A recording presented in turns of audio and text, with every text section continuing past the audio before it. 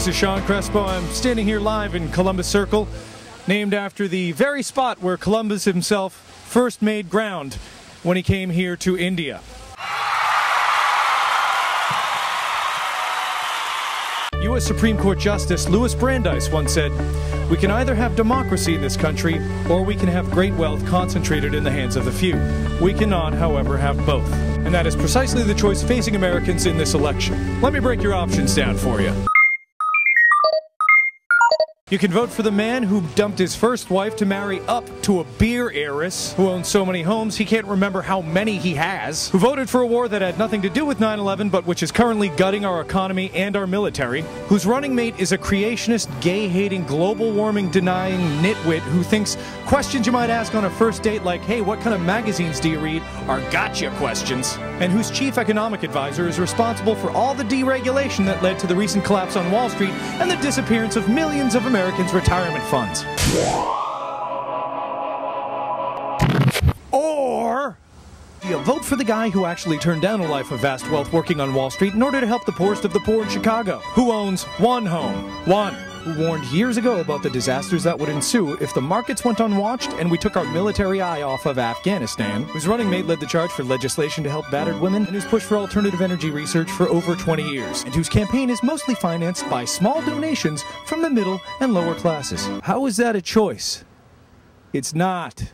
So that in mind, I went out to ask a number of leading and rhetorical questions to some of the regular Americans who stand to be hurt or helped by the presidential choice this nation makes come November. There is no right or wrong, there's just me. Okay, John McCain, self-aggrandizing near-dead or just out-of-touch rich guy with 7 houses. Neither. She's wrong. John McCain, self-aggrandizing near-dead or just out-of-touch rich guy with 7 houses. Both. How about that?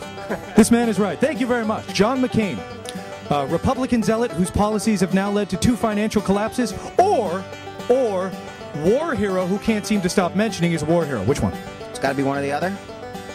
Or both. Well, it's a complicated issue. You know, John McCain is a guy who does have a war in. Boring. Okay, Sarah Palin, friend of the middle class, or took a city of 7,000 people with 0 debt and left it $22 million in the hole. The latter. So, John McCain, W's third term, or Cheney's? You heard it here first. W's third term. Barack Obama, is he wonderful or is he just great? Wonderful. Barack Obama, inspirational or just incredibly overqualified?